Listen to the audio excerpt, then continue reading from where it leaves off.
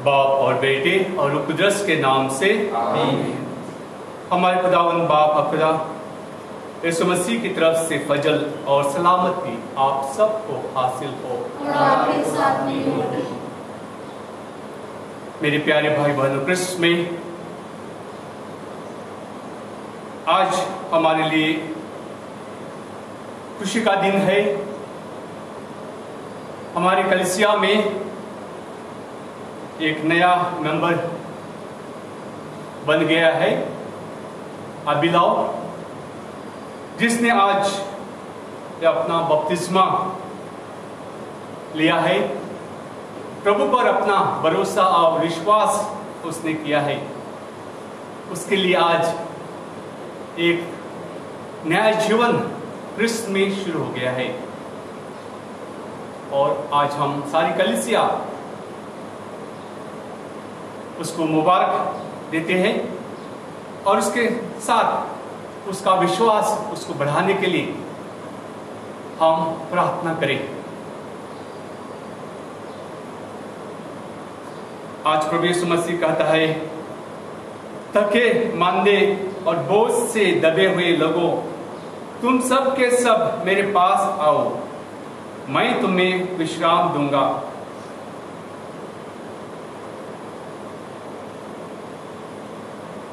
हम सारे थके मांदे हैं, हमारा बोझ बढ़ रहा है और कहाँ हम दौड़ रहे हैं और कहाँ हम दौड़ सकते हैं। और प्रभु यीशु मसीह जानता है हमारे लिए आराम सिर्फ उसी में मिल सकता है। उसी के लिए प्रभु यीशु मसीह आज हमें बुलाता है, हर एक को बुलाता है, क्योंकि हर एक के लिए ये बोझ संसार का किसी ना किसी तरह का है। जिसको बोझ नहीं है उसके लिए प्रभु की जरूरत नहीं है। तो आइए आज हम पूरे विश्वास और भरोसे से हमारे जीवन, पाप का जीवन, दुख का जीवन, अविश्वास का जीवन प्रभु के हाथ में सौंप दे। और प्रभु एक विनम्र जो हमारे लिए बन गया है, जो तैयार है किसी समय, किसी वक्त, किसी हमारे परिस्थिति में, कितने ही हम गुनहगार, कितने ही हम पापी हो, कितने भी हम दबे हुए हो, प्रभु तैयार है हमको क्षमा करने के लिए, हमारे बोझ उठाने के लिए। प्रभु हमें बुलाता है, मुझसे आप सीखो, मेरा बोझ कम है, हल्का है। तो आइए हम इस मिसाल विधान में भाग लेते समय याद करें, जब हम प्रभु को छोड़कर हमारे बोझ, हमारी परेशान तकलीफें हमारे ऊपर लेकर हमारे जीवन खत्म कर रहे हैं, प्रभु के ओर हम देखें और प्रार्थना करें और हमारा जीवन प्रभु पर सौंप दे और प्रभु हमारा बोझ हल्का करेगा। जो गलतियां की है हमने, उसके लिए हम प्रभु से क्षमा मांगे।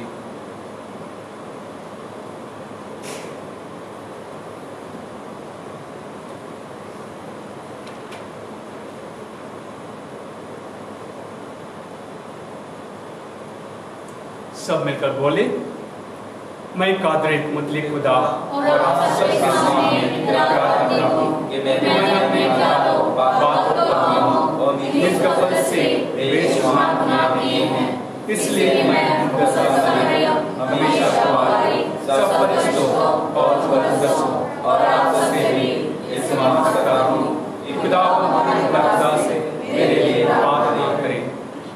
कादर मुतलिक खुदा हम पर रहम फरमाए, हमारे गुनाहों को माफ करें और हमें हमेशा की जिंदगी में दाखिल करें। आमीन। हे खुदा रहम कर, हे मसीह रहम कर, हे खुदा रहम कर। स्वर्ग दे विच वड़िया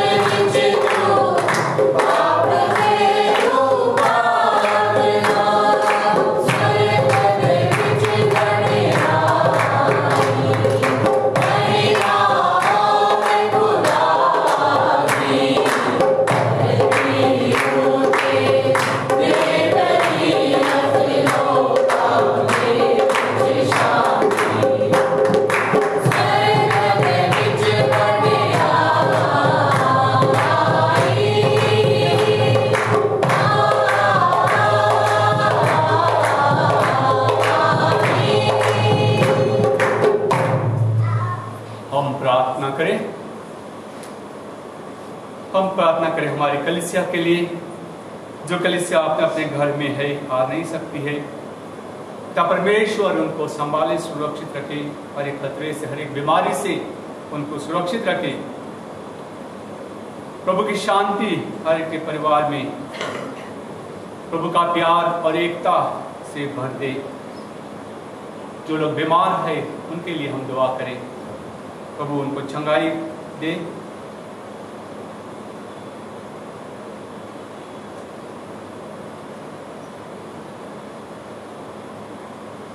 हे ईश्वर, तूने अपने पुत्र की विनम्रता द्वारा पतित मानव का उत्थान किया है। अपने भक्तों के हृदय पुनीत आनंद से भर दे। तूने इनके पापों की बेड़ियां तोड़ दी हैं। अब इनको अनंत सुख के निवास की ओर ले चल। यह हमारी प्रार्थना है अपने प्रभु और तेरे पुत्र यीशु क्रिस्त के द्वारा, जो ईश्वर होकर तेरे पवित्र आत्मा के साथ युगानुग जीते और राज करते हैं। आमीन।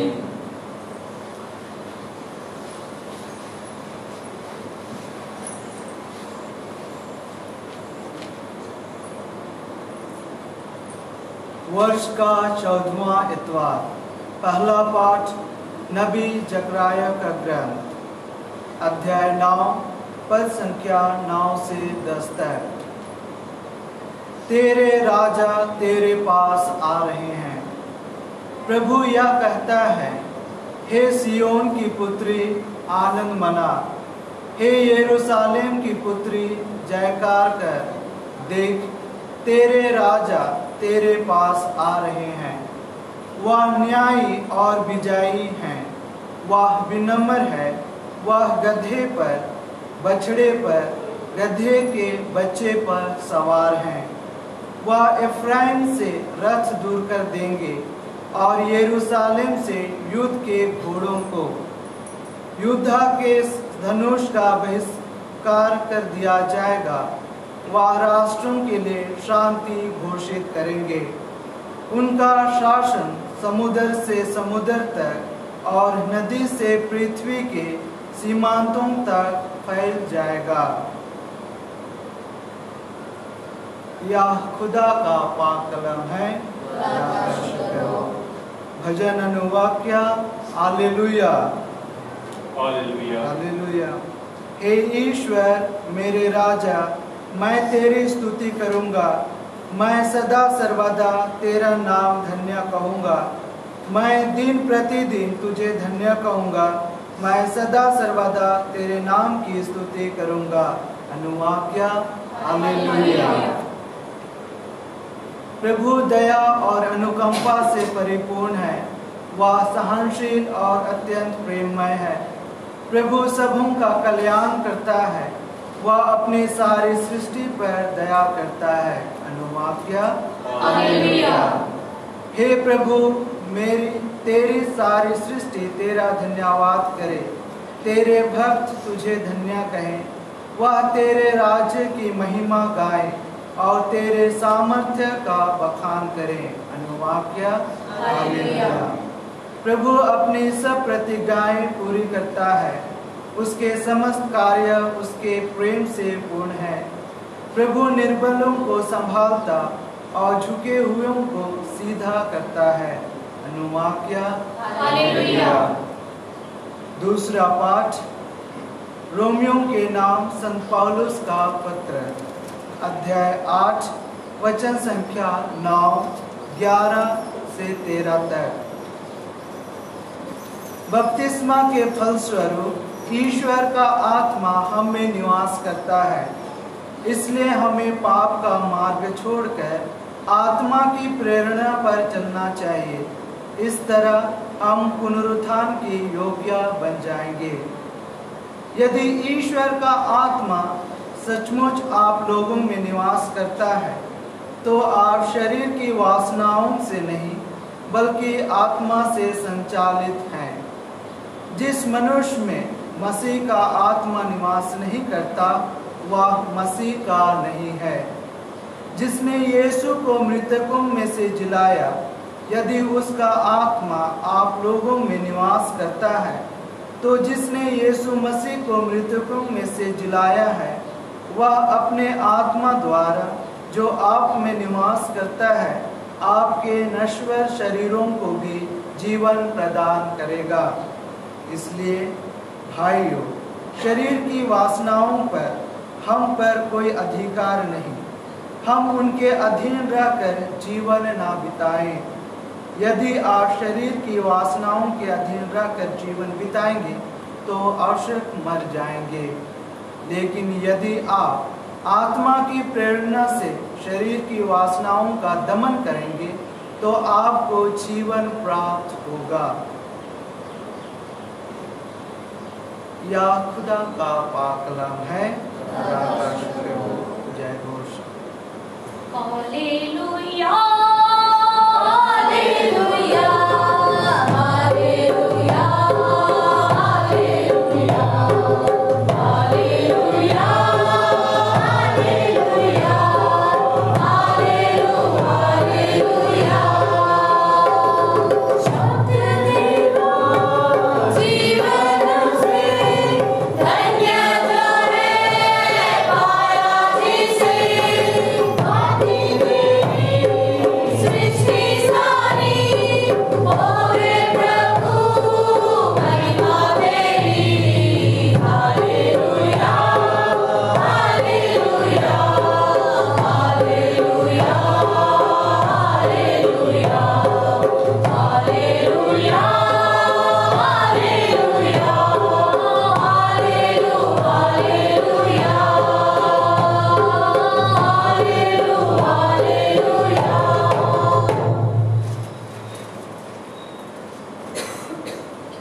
खुदावन आपके साथ हो और आपके साथ भी हो। अंजिल मुक़द्दस मत्ती के मुताबिक। है खुदावन तेरी तमजीद हो। 11:25 से 30। मैं स्वभाव से नम्र और विनीत हूँ। यीशु ने कहा, हे पिता, हे स्वर्ग और पृथ्वी के प्रभु, मैं तेरी स्तुति करता हूँ क्योंकि तूने इन सब बातों को ज्ञानियों और समझदारों से छिपाकर नीरे बच्चों के लिए प्रकट किया है। हाँ पिता, यह तुझे अच्छा लगा। मेरे पिता ने मुझे सब कुछ सौंपा है। पिता को छोड़कर कोई भी पुत्र को नहीं जानता। इसी तरह पिता को कोई नहीं जानता, केवल पुत्र जानता है, और वही जिसके लिए पुत्र उसे प्रकट करने की कृपा करे।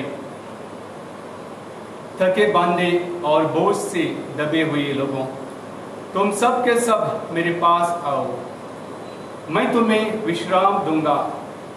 मेरा जुआ अपने ऊपर ले लो और मुझसे सीखो। मैं स्वभाव से नम्र और विनीत हूँ। इस तरह तुम अपनी आत्मा के लिए शांति पाओगे, क्योंकि मेरा जुआ सहज है और मेरा बोझ हल्का।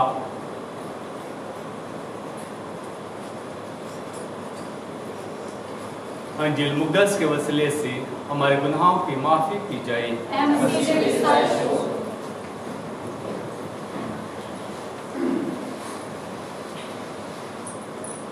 मेरे प्यारे भाई बहनों, कृष्ण में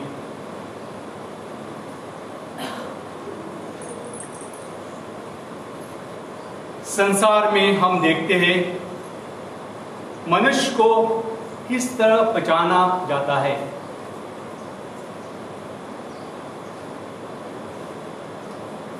मनुष्य के कपड़ों से, मनुष्य के धन से, संपत्ति से, मनुष्य के स्वभाव से,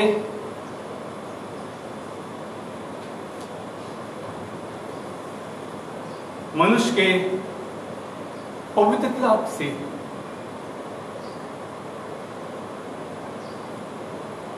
और इस संसार में हम दो तरह के लोग देखेंगे।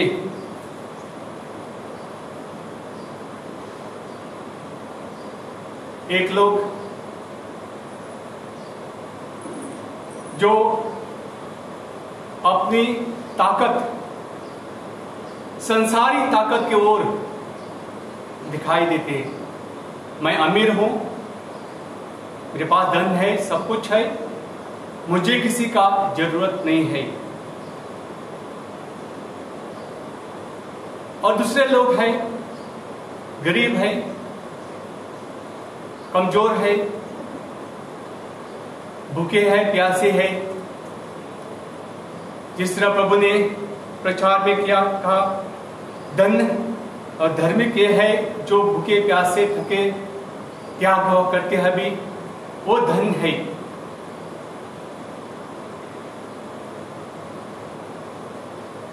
आज के लिए, हमारे लिए प्रभु यीशु मसीह यही संदेश देता है, नम्रता, विनीत हमारा जीवन बनने के लिए, और दूसरा हम उदार होने के लिए, देने वाले, अपना जीवन दूसरों को देने वाले। क्योंकि संसार में, संसार की सोच विचार जो होते अपने के लिए, मेरे लिए, सब कुछ मेरे लिए। संसार सिर्फ अपने के लिए देखता रहता है, देने के लिए दूसरों को नहीं देखता है।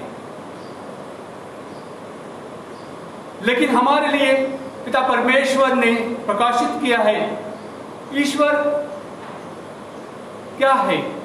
ईश्वर प्यार है। और ईश्वर प्यार होने से, ईश्वर वो प्यार न देने से रह नहीं सकता है। ईश्वर अपने के लिए कुछ नहीं मांगता है, लेकिन ईश्वर देता रहता है, देता रहता है और देता ही रहता है। लेकिन मनुष्य जो अपने के ओर लालच या जो अपने के लिए मांगता रहता है, और उतना ही इंसान का जीवन में दुख, तकलीफ, परेशानियां, बोझ होता रहता है। आज प्रभु यीशु मसीह हमें कहता है, जो थके मंदे और बोझ से दबे हुए लोग, तुम सब के सब मेरे पास आओ, मैं तुम्हें विश्राम दूंगा। मेरा जुआ आपके ऊपर ले लो और मुझसे सीखो, मैं स्वभाव से नम्र और विनीत हूं। बहुत बारी हम और हमारे दूसरे लोग भी सोचते हैं, या यहूदी सोचते थे, फरीसी सोचते थे प्रभु के बारे में, उसका जीवन के बारे में। वो ईश्वर का पुत्र कैसा बन सकता है? इसके माँ बाप को हम जानते हैं, उसके बहन को जानते हैं, उसके भाई को हम जानते हैं, उसका गांव हम जानते हैं, और वो क्या कर सकता है?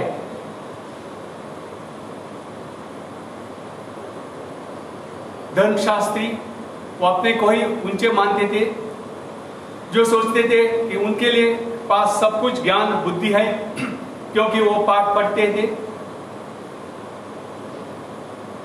लेकिन वो प्रभु यीशु मसीह को देख या पहचान नहीं सके। उसका जीवन सीधा साधा था। यहूदियों का, फरीसियों का जीवन दूसरों पर बोझ डालने का, वे लोग दूसरों पर बोझ डालते थे। प्रभु यीशु मसीह को पता था, इसलिए प्रभु यीशु मसीह कहता है, मैं नम्र और विनीत हूं। ईश्वर अपने पुत्र को बड़े ताकत से राजा बन के भेज सकता था, जो इजराइल प्रजा की सोच थी। पहले पाठ में जैसा हमने देखा है कि इजराइल हमेशा ईश्वर से प्रार्थना करती थी उनके लिए एक राजा, जैसे दूसरे गांव का राजा है वैसा उनके लिए भी एक राजा मिल सके और वो उनका राज चलाए। लेकिन आज के पहले पाठ में जकरिया नबी भविष्यवाणी करता है कि वो राजा कैसा होगा? विनम्र, नम्र और विनीत। वो एक घोड़ी पर आएगा और एक सोच इजराइल प्रजा के मन में है ही नहीं। जब प्रभु यीशु मसीह यरूशलेम में प्रवेश करता है, वहां वो घोड़ी लेता है, गधा पर बैठ के वो प्रवेश करता है। वो सोचते थे बड़े बड़े घोड़े पर बैठकर वो प्रवेश करेगा और रोमियों को सबको नष्ट करेगा और उसका राज स्थापित करेगा।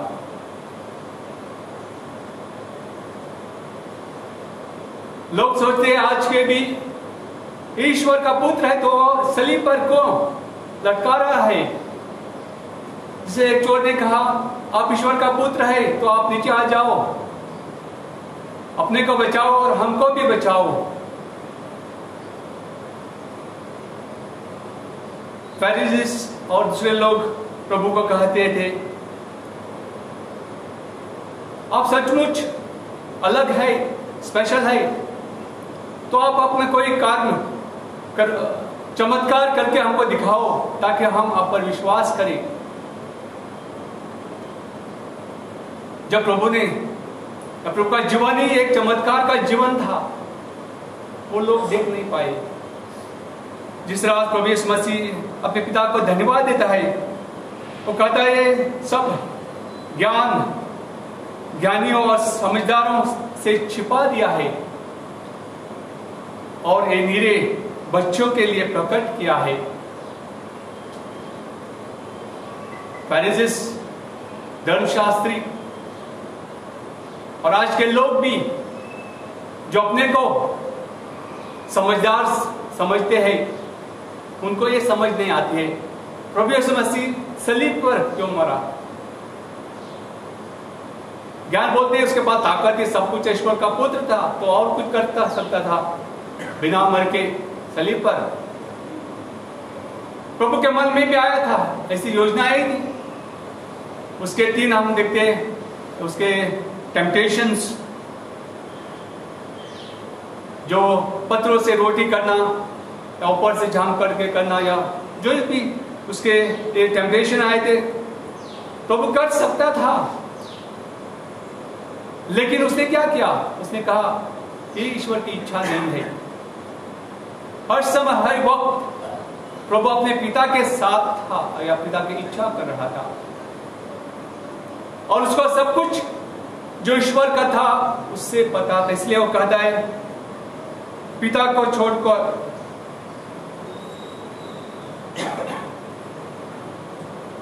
यही तुझे अच्छा लगा, मेरे पिता ने मुझे सब कुछ सौंपा है। पिता को छोड़कर कोई भी पुत्र को नहीं जानता, इसी तरह पिता को कोई नहीं जानता, केवल पुत्र जानता है। और जिसको पुत्र जानने को चाहता है देता है। यानी प्रभु यीशु मसीह और पिता परमेश्वर, उनका दोनों का जीवन एक ही था,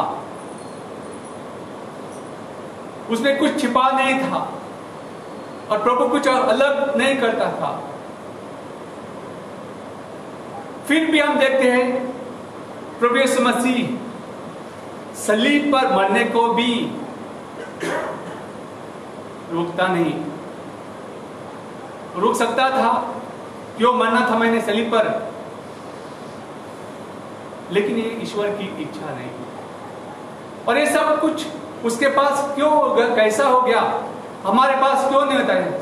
थोड़े लोगों के पास होता है, थोड़े लोगों को समझ सकता है प्रभु यीशु मसीह सलीब पर क्यों मर गया, और उसके साथ वो लोग भी मरते हैं, यानी पाप को मरते हैं, बुराई को मरते हैं, बुराई जो छोड़ते हैं। लेकिन दूसरे लोग, उनकी सोच अलग है। वो बोलते पागलपन, किसी को झुकना ये पागलपन, नम्र होना पागलपन। आपके पास सब कुछ है, ताकत है, पैसे, ज्ञान है, दौलत है, आपने क्यों इसके नीचे झुकना है? प्रभु ने क्यों झुकना था? क्योंकि प्रभु ईश्वर का पुत्र था, प्रभु प्यार था, और वो प्यार देने के लिए उसने झुकना पड़ा। उसने अपने को ही नम्र बना था। ईश्वर इंसान को झुकता है, लेकिन इंसान ईश्वर को नहीं झुकता है। ईश्वर इंसान का सेवक बनता है।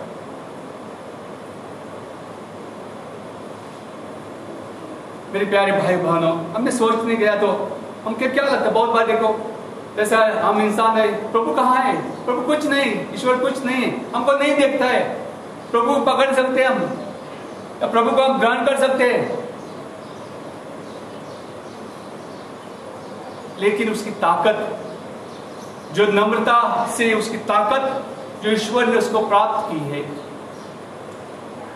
एक नम्रता से लड़ना, जीतना, और दूसरी है शरीर की ताकत, जिस रसद पौलुस कहता है हमने शरीर को अधिकार नहीं देना है जीने के लिए।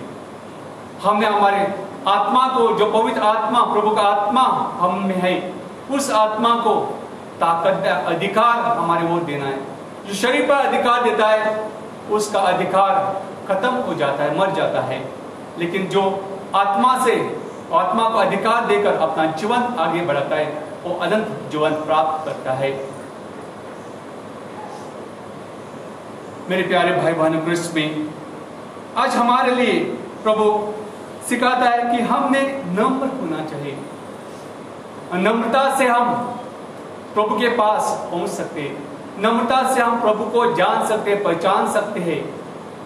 यदि हम हमको ही समझदार और ज्ञानी समझे तो हम प्रभु को कभी पहचान नहीं सकेंगे। नम्र होने से हम प्रभु को पहचान सकेंगे। नम्रता से ही प्रभु ने हमारा प्यार किया है। यदि प्रभु नम्र नहीं होता, विनीत नहीं होता, तो आज प्रभु सलीब पर नहीं मरता और आज हमें ये मुक्ति प्राप्त नहीं होती। या हम जिस तरह प्रभु को अनंत जीवन प्राप्त हो गया है, वैसा हमें प्राप्त नहीं होता है। हम भी उसी पाप में, शारीरिक पाप में, शरीर शक्ति में रहकर हमको ही नष्ट करते थे।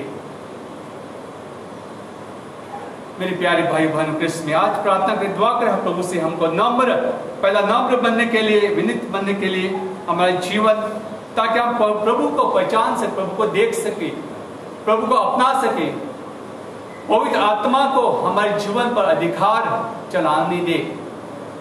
उसी तरह हम उद्धार बन सके, देने वाले। प्रभु यीशु मसीह सिर्फ देने वाला दे रहा था। प्रभु यीशु मसीह जब उसको सलीब पर मारा,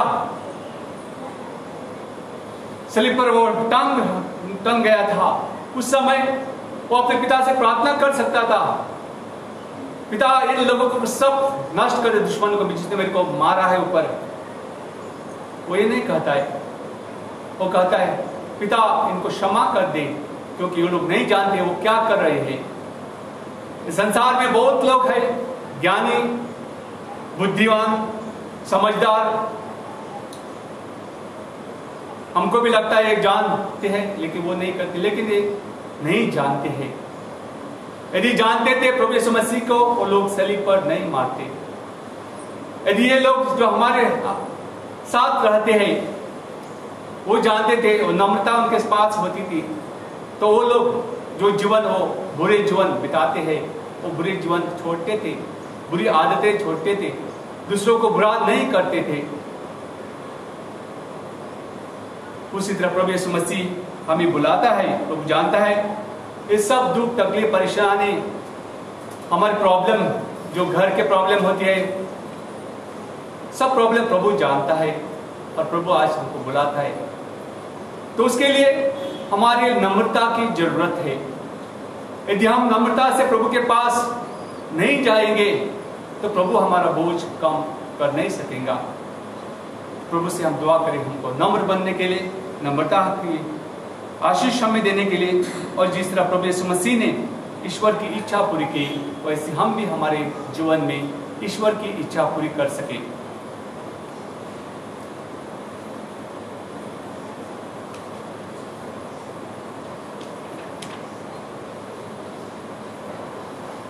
हम सब खड़े हो जाए। रसूलों का अकीदा। मैं ईमान रखता हूँ खुदा का एक बात पर, आसमान और जमीन पर है, और इस मसीह पर जो सदा का बेटा और उसका दावा है, हम लोग से पेट में पड़ा, वाली मरियम से पैदा हुआ, उसने पिलातुस के कैसर में उठाया, पशु हुआ, मर गया और न किया गया, वचन मिला, तीसरे दिन दो में से जुड़ा, आसमान पर चढ़ गया और खुदा का दाहिने हाथ बैठा है, वहाँ से वो जो अमूल्यों की अदालत के लिए आने वाला है। मैं ईमान रखता हूँ रोज़ पाप की किया, मुकद्दम शाफिर, गुनाहों की माफी, जिसमें से जीवने और हमेशा जिंदगी का है। आज जो हम खुदा का एक मुत्तक़ बाप से, उसके बेटे यीशु मसीह के वसीले से दुआ करें, वह अपनी उम्मत को रूहुल कुद्दस के फजल में महफूज रखे, दुनिया को सलामती बख्शे और इस जमात की हिफाजत करे।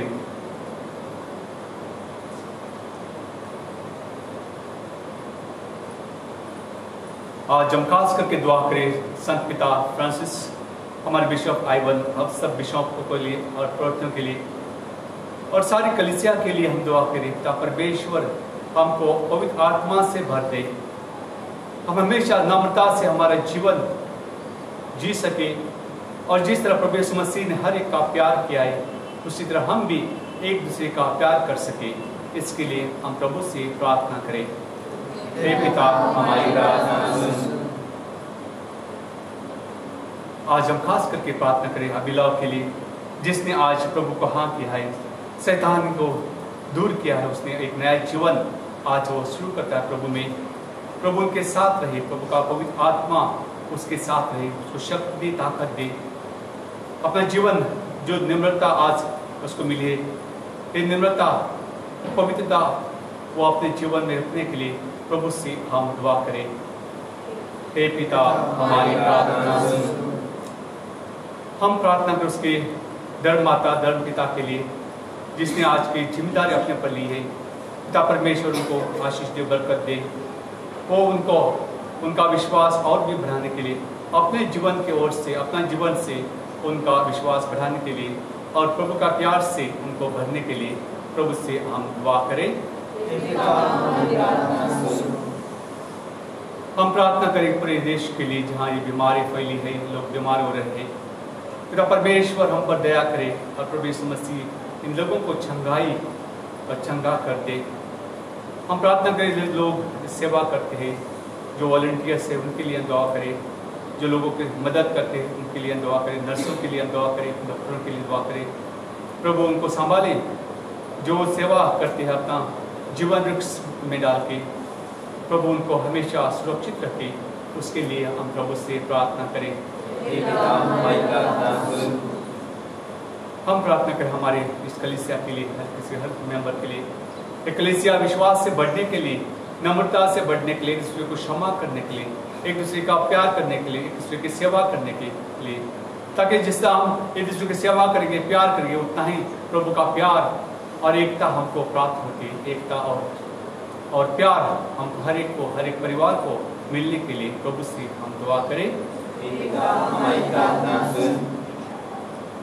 हम दुआ करें जो लोग बीमार हैं, खास करके बुजुर्ग लोग जो घर में है, जो मिसा को आ नहीं सकते हैं, पिता परमेश्वर उनके साथ है, उनको शक्ति दे, ताकत दे, उनको सुरक्षित रख दे इस बीमारी से। और जो लोग उनकी सेवा करते हैं उनको पिता परमेश्वर आशीष वरदान दे, उनकी अच्छी तरह सेवा करने के लिए और उनको संभालने के लिए। इसके लिए हम प्रार्थना करें।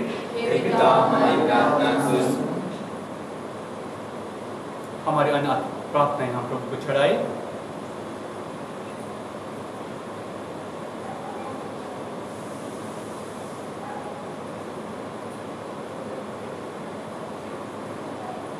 माँ पिता परमेश्वर पवित्र महान है प्रभु, आप हमें बुलाता है हमारे जीवन पवित्र होने के लिए।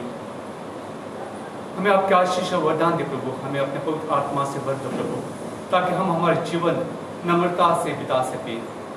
यह हम प्रार्थना करते हैं उन्हें हमारे प्रभु यीशु मसीह के नाम पर, आमीन।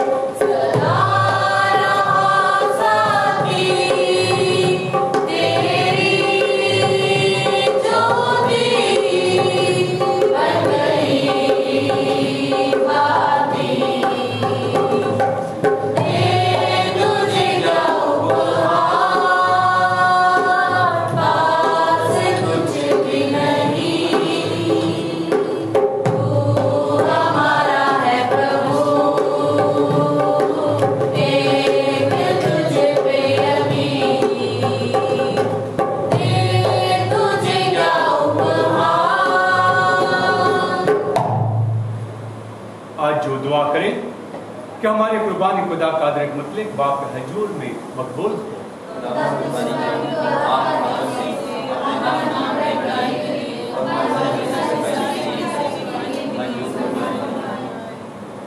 हे प्रभु, जो भेंट हम तुझे समर्पित कर रहे हैं, यह हमें पवित्र बनाए और दिन प्रतिदिन दिव्य जीवन बिताने को प्रेरित करे, हमारे प्रभु यीशु क्रिस्त के द्वारा, आमीन। खुदावंद आपके साथ हो और आपके साथ भी हो। हम खुदा की तरफ ध्यान लगाए, हम खुदावंद अपने खुदा का शुक्र करिए। ये बात ही बहुत दुरुस्त है। रवाई वाजिब और न्याय मुनासिब है कि कुदरत बाप कि हम हर वक्त हर जगह तेरे प्यारे बेटे के वसीले से तेरा शुक्र अदा करें। और तेरा कलमा है, इसी कलमा के जहरे तूने सब कुछ बनाया, तूने से भेजा कि हमें छुड़ाए और बचाए।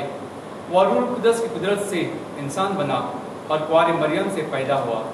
उससे तेरी मर्जी पूरी करके और तेरे लिए पाक उम्मत फरमा करके दुख सहते वक्त अपने हाथ फैलाए, ताकि मौत को तबाह करे और क़यामत को जरूर में लाए।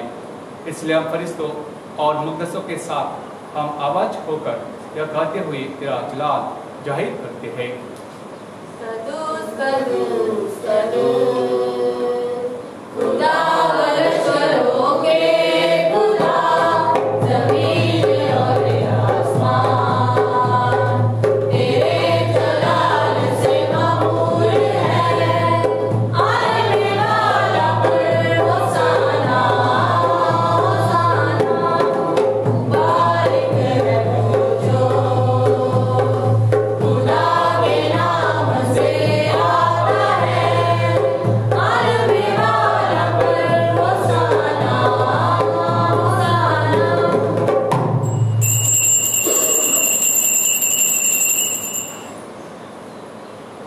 हे मेहरबान बाप, तो दुआई कुदरत है, तो पाक है, और पाक चीज़ तुझी से आती है।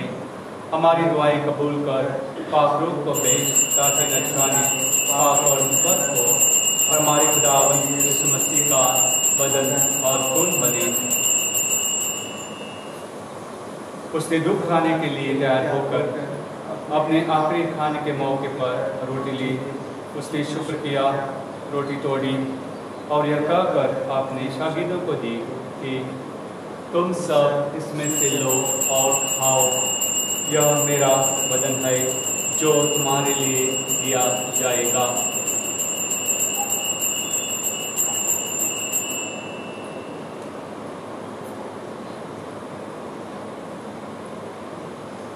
इसी तरह उसने खाने के बाद मई का प्याला भी लिया।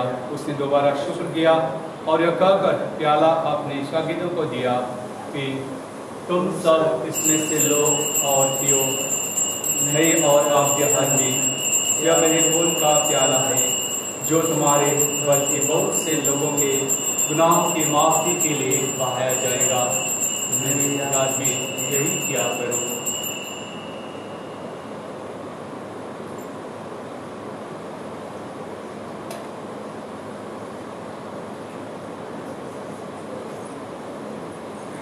हमारे ईमान का भेद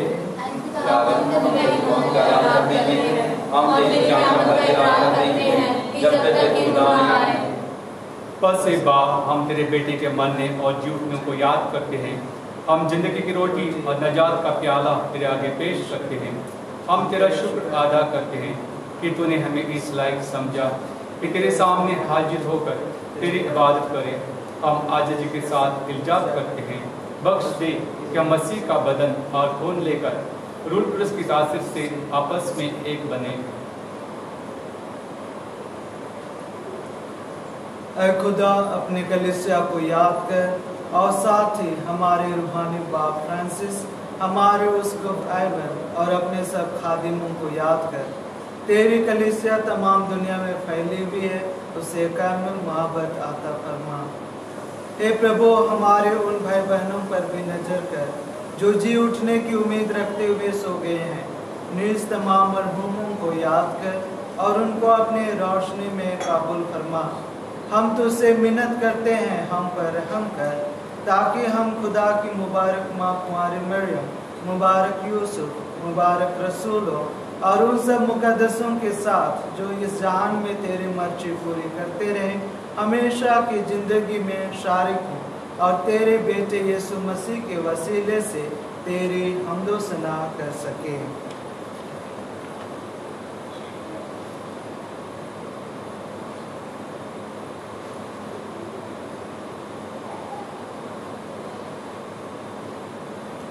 उसी के जहरी, उसी के साथ और उसी में तुझ का देख मुतलिक बाप को रूह कुदस की वदानियत में हामिल इज्जत और शायद हमेशा से हमेशा तक।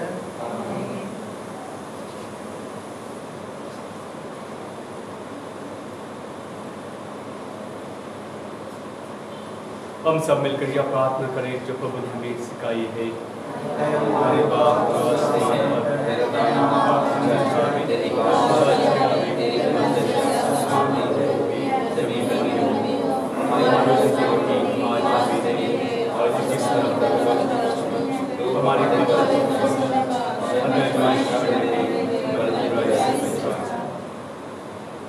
हे खुदा, हम तुझसे मिन्नत करते हैं, हमें सब बदियों से बचा, इन दिनों में सलामती बख्श, ताकि हम तेरी शफ़क़त की तौफीक से अपनी मुबारक उम्मीद के पूरे होने और मसीह के आने का इंतजार करते हुए हर वक्त गुनाह से आज़ाद और मुसीबत से महफूज रहे। एक खुदा ने इस मसीह ने अपने रसूल से कहा कि मैं तुम्हारे पास सलामती छोड़ी जाता हूँ, मैं अपनी ही सलामती तुम्हें देता हूँ। हमारे गुनाहों पर नहीं बल्कि अपनी कलीसिया के ईमान पर नजर कर और उससे वह सलामत इत्तेहाद बख्श जो तेरी मर्जी के मुताबिक है। खुदावंद की सलामत हर वक्त आप पर हो और एक दूसरे की सलामती चाहिए।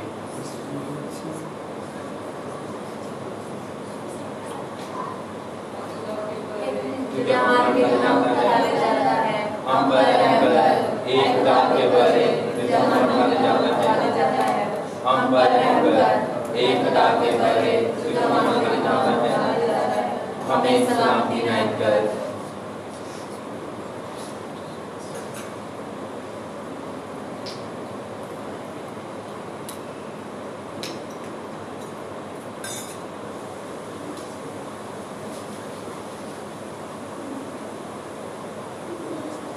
यह एक खुदा का बर्फ जो जहान के गुनाह को उठा ले जाता है। मुबारक है वो जो बल्कि की जाफत में बुलाए गए।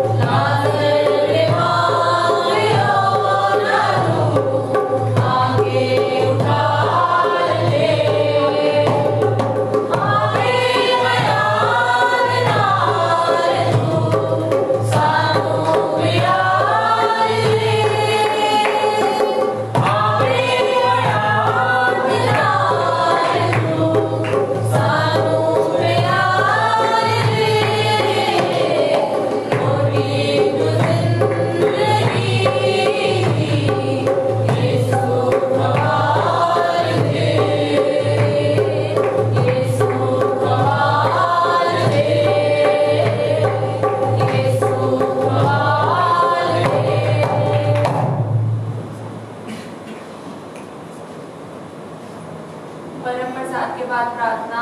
हे प्रभु यीशु, मैं आपको धन्यवाद देती हूँ कि तू मैं में आया है। मैं तुझे सजदा और अपने सारे दिल से प्यार करती हूँ। मेरे शरीर को ले लीजिए, उसे अपना मंदिर बना और उसमें निवास कर। यीशु के पवित्र शरीर तथा रक्त मेरी आत्मा का पालन पोषण कर। यीशु के पवित्र लोग मुझे जोशीला बना। मसीह के बसने के पानी मुझे लौटा। यीशु के महान त्याग मुझे शक्ति प्रदान कर। अपने पाँव मुझे छुड़ाए, शत्रुओं से मुझे बचा और अपने से कभी गलत न होने दे।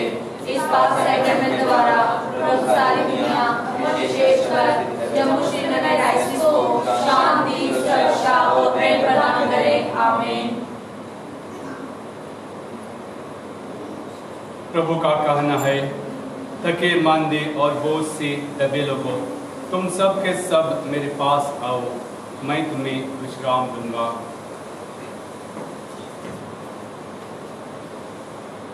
हे प्रभु, तूने भी क्रिस्त का सर्वोत्तम दान दिया है। ऐसी कृपा कर क्या मुक्ति के अन्य दान भी प्राप्त करें और तेरे महिमागान निरंतर करते रहे, हमारे प्रभु यीशु क्रिस्त के द्वारा। आमीन। खुदावंद आपके साथ हो। कादिर मुतलिक खुदा बाप और बेटे रूह कुदरत की बरकत सब पर नाजिल हो। आमीन। इबादत हो चुकी, सलामती से जाइए। खुदा का शुक्र हो।